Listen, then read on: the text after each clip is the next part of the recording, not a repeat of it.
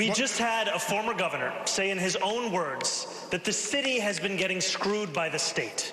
Who was leading the state?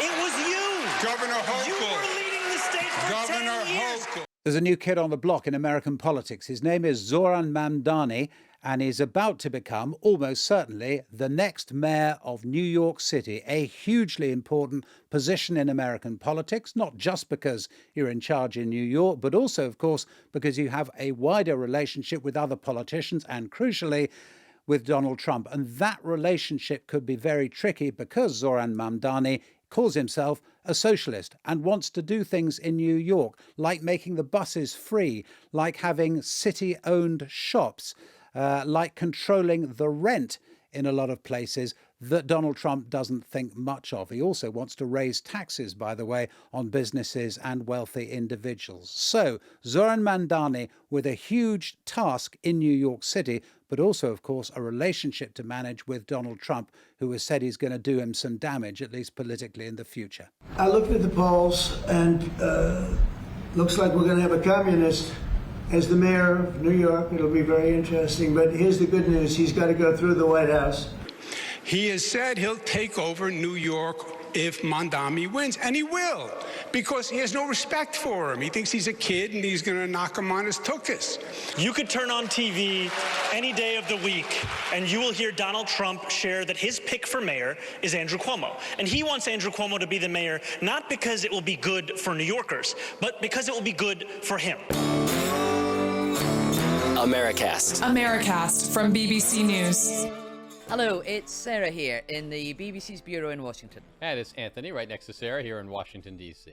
And it's Justin in the worldwide headquarters of Americast in London, England. And I should say right at the beginning, this episode is coming to you very much by popular demand. A lot of you, particularly on the Discord server, have been asking us to look at Zohran Mamdani, the man, the phenomenon, the whole business of what is about to happen in New York in much more detail. And that, Sarah and Anthony, is what we're going to do today. Yeah, and joined by a guest, a New Yorker who's actually followed Zohran Mamdani around a lot of his campaign, spent time with him out on the streets, had dinner in his apartment, and he has some very interesting thoughts on just how Mamdani might handle Trump if he's elected, as well as why his election campaign seems to be going so well. Okay, first things first, Anthony, we ought to set out, first of all, why being mayor of New York is so important. I mean, there's an obvious reason, isn't there? New York's a big place. It's kind of it's the size of a medium-sized country when it comes to its economics and indeed its population. But it's more than that. And New York is America's most populous city. It's also, if you ask New Yorkers, its most important city. And they have grounds for saying that because it is the financial capital of the United States, if not the world. It is a major port. It is also a cultural center for this country. It is a center of media, which I think has a lot of relevance because things that happen in New York and in New York politics tend to resonate across the country. Say real estate developers who make their name in New York and sometimes go on to higher office. I think we can think of one in particular who has done that. It also has one of the largest police departments in this country, a police department that's larger than the Army of Belgium, I believe. And it has about $116 billion in its annual budget and 300,000 employees. So New York City is a big place, and it is a very important place when it comes to American politics. So even though we're just talking about a mayor, this is just one city. It is a mayor that has a unique platform and cultural visibility in this country compared to no one else in this country in local politics. There's been a lot of very famous mayors of New York, haven't there? I mean, I'm immediately thinking of Mike Bloomberg and Rudy Giuliani, but I'm sure you can remember others further Bill back. de Blasio, who also came in as a kind of a progressive reformer just a few years ago, and then there was a lot of hype around him as the new face of the Democratic Party, the kind of Bernie Sanders, who actually got elected to an influential office, and then that all kind of petered out. So the list goes on and on. And it can be a very powerful position, a position where someone has vision and political skills can really change the face of New York. They think about Rudy Giuliani, what he did with fighting crime, or Bloomberg, the way he changed New York's finances and the operations of New York and modernized some of that. So it is, but it also is a role with a certain amount of limitations. There are limits to power, and limits that Mamdani, with all of his promises, could run head on into if he gets elected. Yeah, we need to talk about some of those limits because it is really interesting what he can and can't do. Before we get, though, to him, just on the subject of who the candidates are this time round, something immediately strikes me from what you've just said, Anthony, in that list of people, that list of famous New York mayors, is it's both parties. And Republicans can win and have won very successfully and governed successfully in New York in the past. But this time round, if we go through the candidates and there is a Republican candidate, are we saying we are certain that he can't win? I think we're fairly certain he can't win. This is Curtis Sliwa, who's been around in Republican and New York politics for quite some time. I believe he founded a law enforcement group, an independent law enforcement group, the Guardian Angels, I think that's what they're called, that had a certain amount of notoriety in trying to clean up the streets of New York. But he doesn't have a broad popularity base, and according to polls, he is not a real factor in this. And it takes a unique set of circumstances for a Republican like Rudy Giuliani or Bloomberg, although he got to switch back and forth between Republican and Independent and Democratic, for them to break through and win a race in New York City. But in this circumstance, he's really kind of the third in line here for the job. The big name that everyone might remember, of course, is Andrew Cuomo, right? Yeah, absolutely, because he was governor of New York, and during COVID, he was much lauded and praised, wasn't he? Everybody thought that he was running New York better than Trump was running America, the early stages of COVID, and he was being talked about as having a great, bright future. But then there were some sexual harassment allegations, and he resigned under a cloud, and that all got very, very messy, and we might have thought we'd seen the last of him. But no, he came back to fight to get the Democratic nomination to stand for mayor. He didn't. That went to Zohran Mamdani. So he is running, well, essentially as an independent here, but everybody knows he's a Democrat. Everybody remembers him being a Democratic governor of the state. And so potentially you could be splitting the left-wing vote there, which is what seems to be giving Zohran Mamdani such a great chance.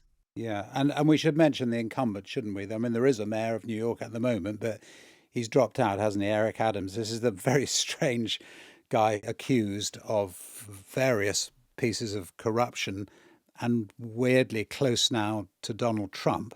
He hasn't endorsed anyone, has he? But he's not going to be much of a factor. In other words, he doesn't have a block, really, does he, of people that he can deliver to a candidate? Is that right? He was polling in the single digits, the low single digits, as the incumbent running for re-election. That kind of prompted him to drop out. And although apparently after the debate that we heard clips from just then last night, he went to a Knicks NBA game and sat next to Andrew Cuomo. So the two of them have been linked together, but he is basically a non-factor in this race. The big factor, of course, is Zohran Mamdani, who is polling near a majority of the entire race, and he is a newcomer to the scene. Yeah, he's not exactly, Anthony, what you might expect for somebody who is so far ahead, is he? He's very young.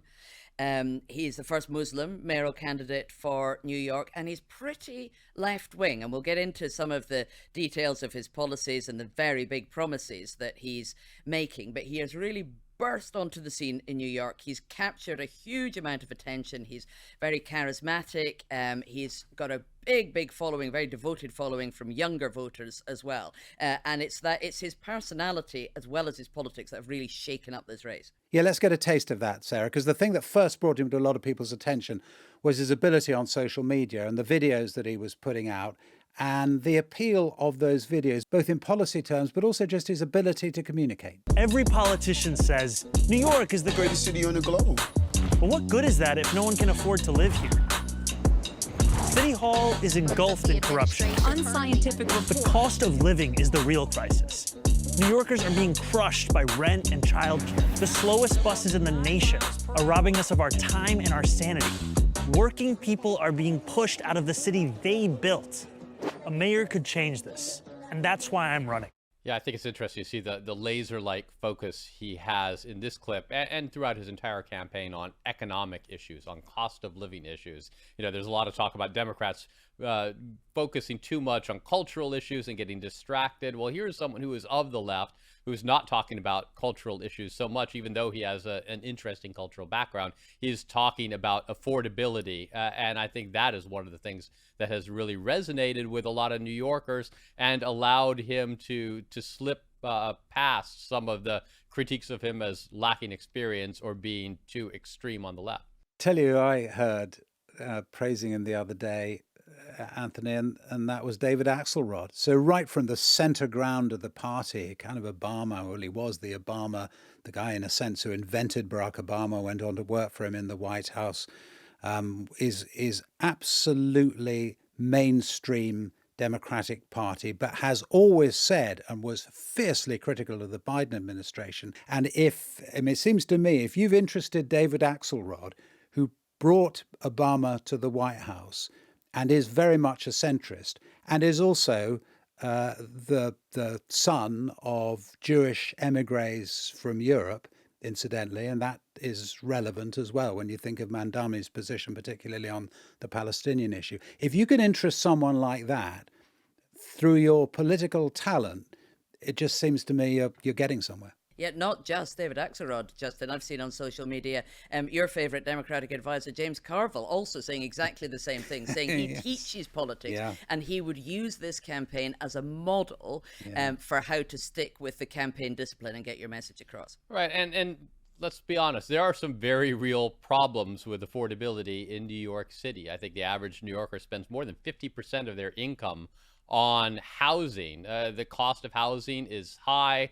About half the houses, apartments in New York City are rent controlled, which means there is a city agency that determines how much rent can go up, which on one hand, if you have one of those rent controlled apartments, it's great. You live a much better lifestyle than you would if you had a non-rent controlled apartment because those rents go up. But it also is contributing to scarcity in the city. They just aren't building a lot of new housing, and that is driving up prices as well. I think the bigger picture is he's making proposals in the same way that Donald Trump does. He identifies needs and concerns of the Americans, comes up with something to say, this is what I want to do. People say, that's not realistic, but at least they believe that the candidate understands the nature of the problem and wants to do something about it. Yeah, Anthony, that's exactly right. And because I've been thinking as well that there were sort of echoes of Trump in this, because I'm not sure that the people voting for him necessarily believe that he will be able to do everything that he's promising. But they like the idea of it. They think that he's on the same page as them, and that even just trying to address some of these issues would be a big step forward. And so, yeah, there is something slightly Trumpian about making big promises in the hope that it's the vibes that people get from what it is you're saying you would do. Let's listen to how he deals with the criticisms that say, you don't know what you're talking about. You can't do any of these things that you want to do. You don't even have the power to do them because they're not done from the mayor's office. So that was very much a feature, wasn't it, of that debate that we've heard a little clip of. Let's hear a bit more of it with Andrew Cuomo kind of kicking off the attack on him. You have never had a job. You've never accomplished anything. There's no reason to believe you have any merit or qualification for 8.5 million lives. You don't know how to run a government. You don't know how to handle an emergency. And you've literally never proposed a bill on anything that you're now talking about in your campaign. You had the worst attendance record in the assembly. And you gave yourselves the highest raise in the United States of America. You went from $110,000 to $140,000, and then you never showed up for work, and you missed 80% of the votes. Shame on you. Shame on you. No, it is always a pleasure to hear Andrew Cuomo create his own facts at every debate stage. The first thing I want to say here is I love New York debates. I love New Yorkers debating. I mean, it is throwing elbows and mixing it up. I love the accents. I love everything about that. We should also talk about a little bit about what Mamdani is proposing, because he is proposing some real policy issues. One is free buses. Another is state-run grocery stores in places where there isn't enough grocery markets and things, these food deserts, as they call, free childcare for infants in New York. Of course, all of this comes with a price tag, doesn't it, Sarah? Yeah, I mean, it sounds very expensive. And he's pretty straightforward about how he would raise the money, because you've got quite a lot of power to raise taxes as the mayor of New York. And so it would be increasing income tax on everybody who makes more than $1 million a year. That would go up by 2%. And he wants to increase the corporation tax as well from just over 7% to 11.5%. And he says even just the personal income taxes would raise $4 billion. I've heard him, though, interviewed about this and asked if there were other ways that he could do this. He's pretty flexible on the fundraising, but what he is doing is very open about saying to achieve this, the richest people will have to pay more tax in order to fund these improvements for people who have less. He's very open and straightforward about that. Although one of the things there is whether he does or doesn't have those powers. And actually, the argument is for a lot of businesses is he doesn't have those powers. They really are. They reside with the governor of the state of New York, Kathy Hochul, who is a Democrat, but is not at all keen on Mamdani, and also not at all keen on raising taxes, because, of course, in America, you have a choice as a business, indeed as an individual, and people exercise that choice. You can go to a state with lower taxes, and the big risk, if taxes do go up, it's not a kind of magic money tree, because there is a risk that people will go. Now, you can say they won't go, they'll end up just paying the taxes and staying. But Anthony, it's a live debate, isn't it? Can you actually raise the kind of money that he says he wants to spend? Yeah, and you point out rightly that Hochul controls that. She's a centrist. She has endorsed Mamdani, but I think it was kind of grudgingly. But very late. Yeah, exactly. And so I guess Mamdani's theory is that he wins, he gets a mandate from the voters, he is able to use that to pressure other politicians and pressure the state to give him the flexibility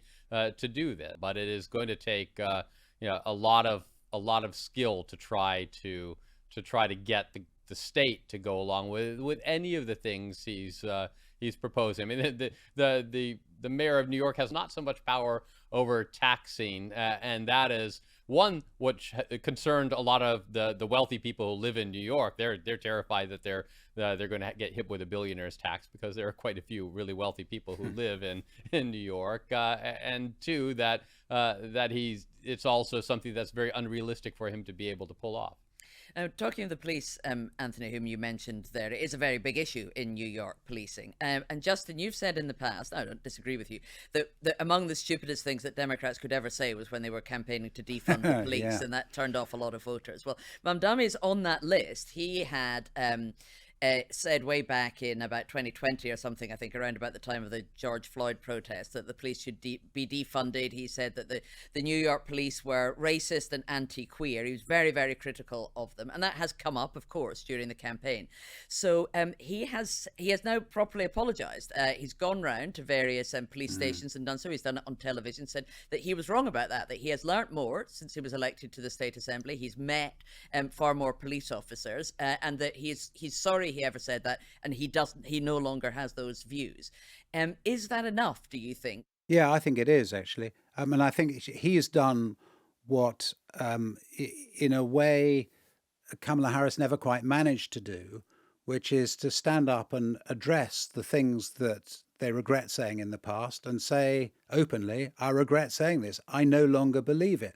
I think he has that kind of Trumpian ability just to move on. And I'm not suggesting that he's moving on in quite the way that Donald Trump does move on from subject to subject and position to position. But fundamentally, I think in the modern era, you are able, if you can convince people that in your guts you're getting things right, you're able to move on. And it's what Kamala Harris never quite managed to do. And it seems to me that Mamdani does have at least a chance of doing it. Yeah, and another area where he's had to try to explain past statements and tried to move on, and done so fairly effectively, if you look at the polls now, is on Israel and the Gaza war, on his past statements criticizing Israel, calling what Israel is doing a genocide. And he has been able to, thread that needle a bit too, coming up as one of these politicians coming out of kind of the Palestinian movement, and with his background as a Muslim. He was born in Uganda. His parents were influential figures. But it is interesting to see how he's managed to try to explain those positions as well. Yeah, it's interesting, Anthony, isn't it, that he's actually polling not too badly with Jewish voters, a lot of younger Jewish voters. But this whole thing did come up, his relationship with Jewish voters. Came up in the debate last night because the Republican candidate, Curtis Silwa, wanted to talk about it. But let me speak on behalf of my two sons. When they've heard some of the statements you've made, like in support of global jihad, and I hear some people out there saying the Jews, their time is due, which means the same thing. They're frightened, they're scared. They view you as the arsonist who fanned the flames of anti-Semitism. They cannot suddenly accept the fact that you're coming in like a firefighter and you're going to put out these flames. You've got a lot of explaining to do, a lot of apologizing to do. My sons are afraid. Their family, their friends, many in the Jewish community are concerned if you become mayor because they don't think when anti-Semitism rears its ugly head, which it's now doing more than ever before, that you will have the ability to come in and put out those flames of hate. Okay, yeah, you can. I think there is room for disagreement on many positions and many policies, but I also want to correct the record. I have never, not once, spoken in support of global jihad. That is not something that I have said, and that continues to be ascribed to me, and frankly, I think much of it has to do with the fact that I am the first Muslim candidate to be on the precipice of winning this election. Now, all the same, Curtis, I do still want to be the mayor that will keep your sons safe, that will keep every single New Yorker safe. And it is my job to not only deliver on that commitment, but also to ensure that New Yorkers feel it every single day that they live in this city. Okay. I mean, he answers it quite forcefully there, but it is true to say, isn't it? He got into some difficulties. He was on a podcast and he was asked about the phrase globalize the intifada. And he wouldn't condemn it as a phrase. And I think he said the word intifada can mean struggle. But obviously to a lot of Jews, the intifada is the uprising in Israel and the West Bank, which has led to the killing of civilians. And that caused him, I think it's probably right to say that caused him the most difficulty of any of the statements he's made about Israel and the Palestinians. Yeah, he's also made statements questioning Israel's right to exist. He said, for any state, I'm not going to recognize its right to be a state with a hierarchy of citizenship on the basis of religion, race, etc. My critiques of Israel, critiques that I would hold for any other state violating any one of those other international laws. So essentially, he's saying Israel as it's constituted now, as the way it operates, he does not recognize that kind of a state to operate that way. Now, we've all said a couple of times during the course of this episode that we've been comparing Mamdani to Trump. Well, Donald Trump himself seems absolutely fascinated by him. He talks about him a lot, but not in flattering terms. He writes him off as a communist and says he'll destroy New York City, and threatens that he will do as much as he can to withdraw federal funds from the city to try and stymie Mamdani's agenda. And the result is that Mamdani's opponents are saying, don't take the chance of voting for this guy, because if he becomes the mayor, you're going to have the full force of the US president and the federal government attacking your city. Why would you want to put somebody like that in office? And Donald Trump does frequently refer to him as a communist. Here he is just a few days ago. I looked at the polls, and looks like we're going to have a communist as the mayor of New York. It'll be very interesting. But here's the good news. He's got to go through the White House. Everything goes through the White House, at least this White House it does. And we'll have to see what happens. I don't know that I want to get involved. It's really a question of, would I rather have a Democrat or a communist? And I would rather have a Democrat than a communist. Will you meet with Mamdani if he wins? Yeah, I'll speak to him. I think they'll get on fine, actually.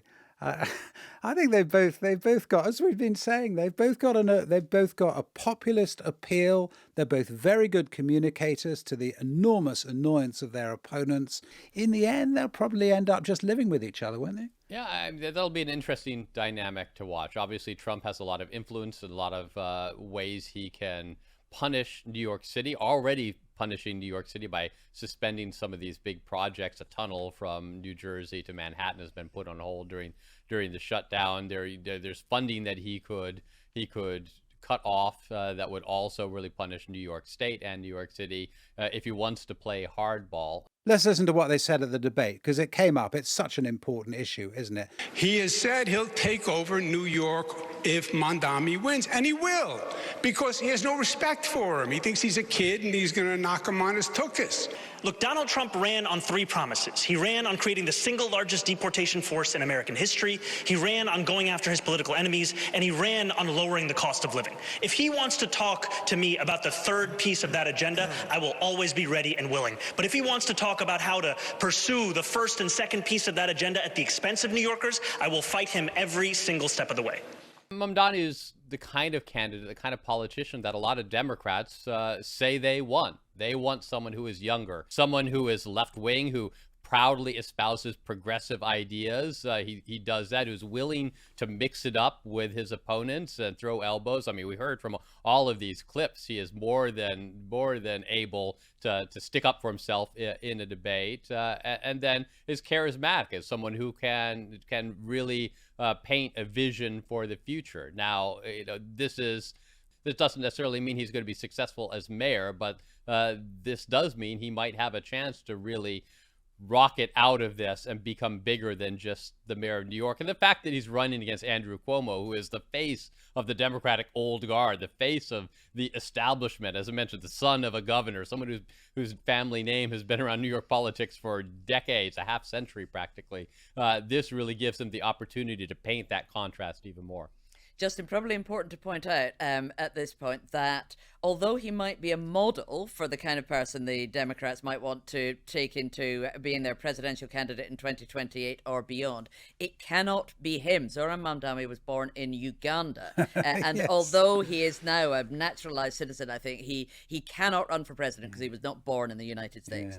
Yeah. Now, I'm going to have to run, not for office, but back to an edit suite. While I thought it was an announcement there. No, I have to get on with my day's work, so I am going to have to leave you at this point, I'm afraid. Okay. I will as well. Justin, you're going to have to do this interview by yourself, but I have the utmost confidence in you. Thanks, guys. Bye-bye. Okay, let us talk now to Eric Lach, who is a staff writer at The New Yorker. He's been following Mamdani on the campaign trail, but not just on the campaign trail. He's actually spent a lot of time with him, including having dinner at his apartment in Queens. So, Eric, you are exactly the right person to talk to. Welcome to the podcast. Thanks so much for having me. What is it about him that has enabled him to get to where he is? And I'm not interested at the moment in policy. I'm interested in his abilities, his political abilities and his character. Yeah, I think two words come to mind immediately. One is confidence, and the other is discipline. I mean, this is a guy, these now famous sort of policy slogans that he has sort of deployed to great success. He hit on this from the moment he jumped into the mayor's race at this point more than a year ago. He had a clear and detailed plan for how he was going to run for mayor that he stuck to all the way through. And I say this in my article, for as successful and sort of vivid and winning a communicator as he is in public, on his internet presence and his social media videos, in person he is a shrewd and careful he is controlled, and he says what he wants to say. He doesn't get knocked off message very easily. That's really interesting. You use that word careful, because we've just used all sorts of adjectives to describe him in the discussion that we've just been having among ourselves. But careful wasn't one of them. But of course, in a politician, authenticity is important and all the rest of it. But actually, the message discipline that you've stressed is really interesting. They're not just slogans, freezing the rent and making buses free and universal child care and raising taxes on the wealthy. They are a kind of rhetorical playbook that he turns to again and again and again. Yeah. Do you, if you look at a specific area, like for instance the police, which is somewhere where he does have some power, and we were saying earlier in our discussion, Yes. he has basically changed his mind. He used to say what a lot of people Yes. on the progressive left said, didn't he, about the police, defund the police, etc., etc. He doesn't say that now. We were just wondering whether that is convincing or not. I mean, has it been? In other words, is he bringing with him people who are not necessarily sold on all the progressive left stuff, but still trust him? Yeah, look, I mean, I say in my article, like, I think he's had a hard time describing what changed his position here, except for the fact that he's now running for mayor when it comes to managing the police department. I think it is it's going to be a very live and complicated series of questions that he faces if he does take office in January.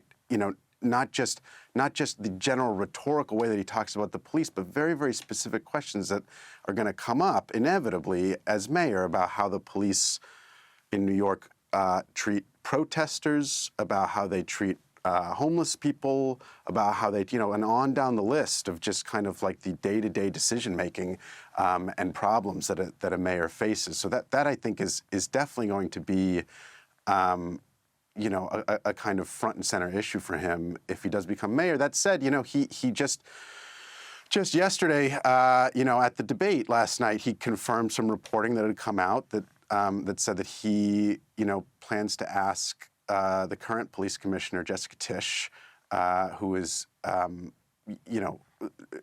no one's idea of a democratic socialist, to stay on as police commissioner as a kind of show of sort of embracing, not just the ideological partners that have helped him get to this point. Yeah, and it is fair to say, isn't it, the central message, the affordability message, is something that has just taken off, and anyone who dismisses that as being hot air or kind of a political smoke and mirrors isn't getting a really central part of his appeal. I mean, I think all you have to do is look at the way that Andrew Cuomo, the former governor who lost to Mamdani in the primary and then is now challenging him as an independent in the general, in the primary, Cuomo made a bet that the election was going to be about public safety, and Mamdani made a bet that it was going to be about affordability, and Mamdani won that contest. And since then, Cuomo has been a lot more focused and a lot more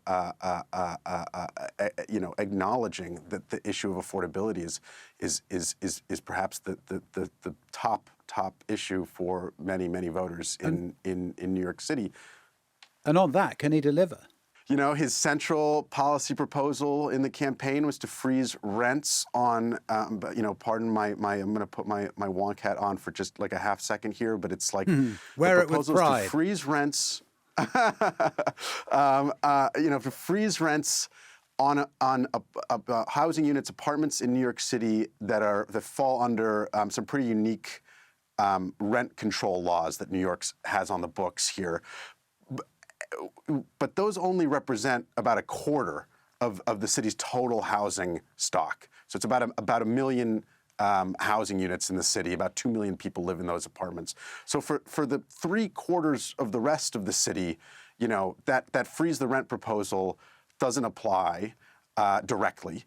And the broader question of how to fix or address the runaway unaffordability in the city, even Mamdani acknowledges is not the rent freeze is not that. That's not getting your arms around the whole problem.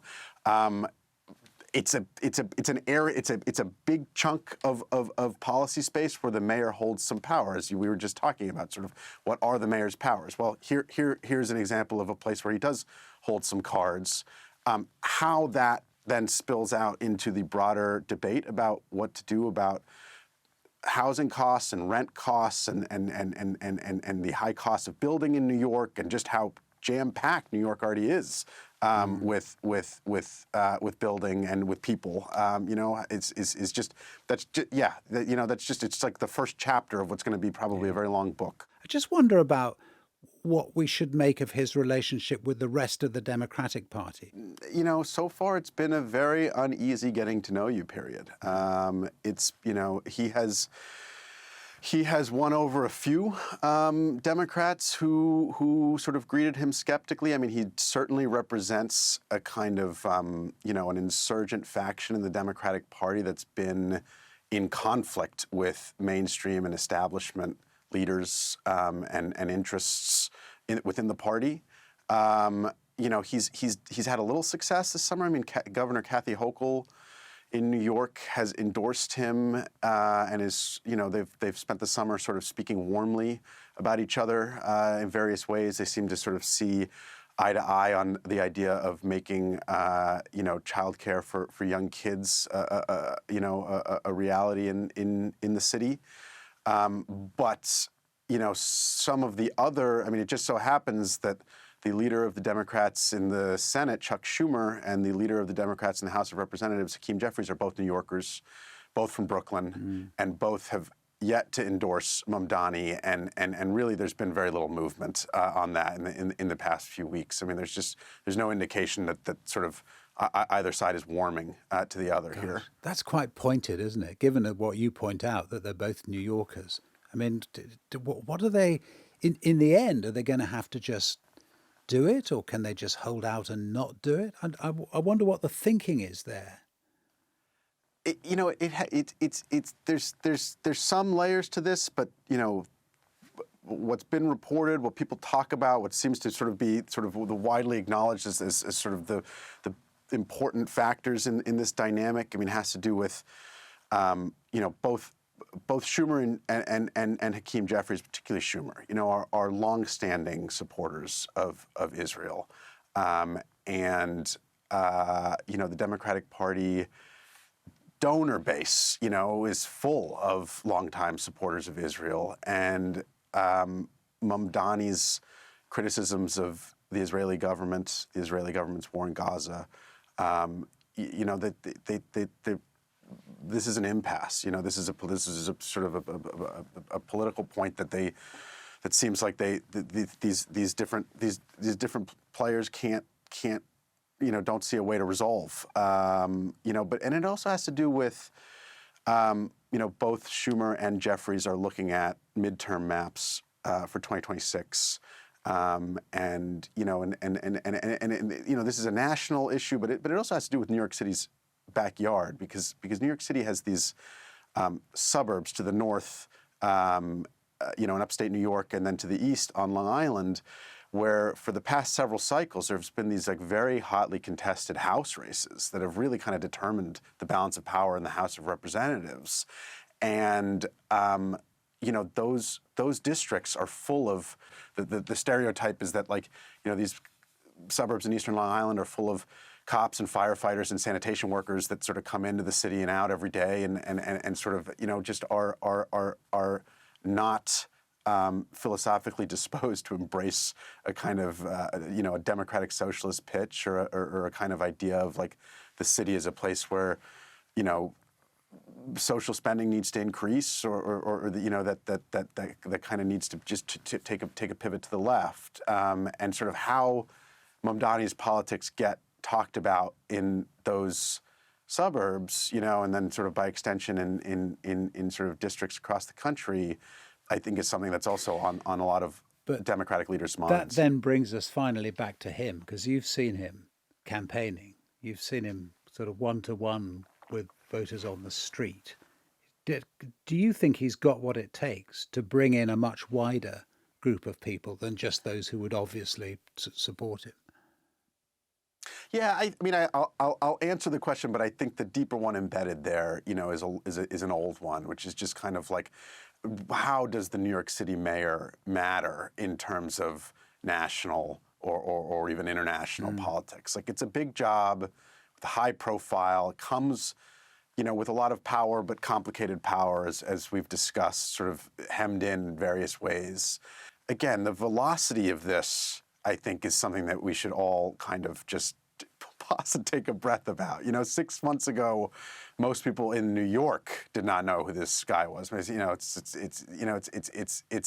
And so this is all sort of very, very new. And the question of, can he consolidate his power and then use that as a platform to sort of say things that resonate beyond the city? I mean, I think the potential is there. Certainly, mayors since time immemorial have had bigger aspirations and have hoped to make an impact sort of more broadly. And so I think discounting it, is it would be premature. Final thought. He's going to win, isn't he?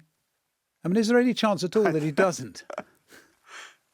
If he doesn't, I'm gonna. It's like I've just written a long article that sort of is premised on that, so I'm in some trouble. Okay, you're sticking with it, Eric. Really nice to talk to you. Thank you so much for spending the time with us, Eric Lach from the New Yorker. Thanks for having me on. And that's it for today. If you want to listen to any of our other episodes, they are all available wherever you get your podcasts. Bye-bye. Americast from BBC News.